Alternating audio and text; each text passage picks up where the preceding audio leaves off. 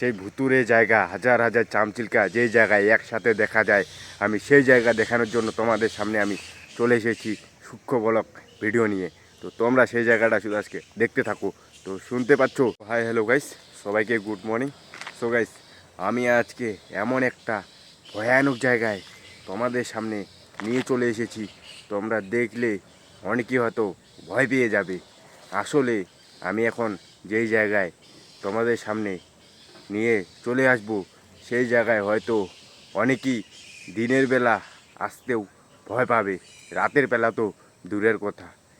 এখানে হাজার হাজার চামচিল্কার শব্দ একসাথে পাওয়া যায়।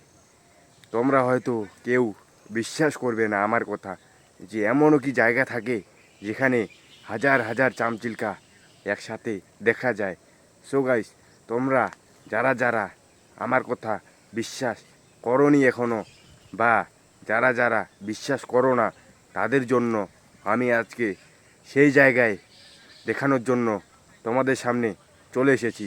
তো তোমরা আজকের ব্লগটা শুধু সময় করে একটু দেখে যাও, তাহলে তোমরা হয়তো বিশ্বাস করবে যে হ্যাঁ, হাজার হাজার চামচিল্কা একসাথে দেখা যায়। জায়গাটা অনেক ভয়ঙ্কর।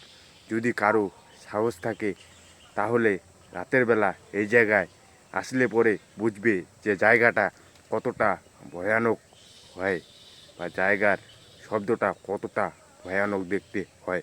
তো চলো, আমি যাচ্ছি সেই জায়গায় তোমাদের সাথে সেই হাজার হাজার চামচিল্কা দেখানোর জন্য। তো ভিডিওটার সাথে থাকো, পাশে থাকো, আজকের ব্লগটা দেখতে থাকো। তো চলো যাওয়া যাক। হ্যাঁ বন্ধু, আমি ফাইনালি সেই ভুতুরে জায়গা, হাজার হাজার চামচিল্কা যেই জায়গায় একসাথে দেখা যায়, আমি সেই জায়গা দেখানোর জন্য তোমাদের সামনে আমি চলে এসেছি সূক্ষ্ম ব্লগ ভিডিও নিয়ে। তো তোমরা সেই জায়গাটা শুধু আজকে দেখতে থাকো।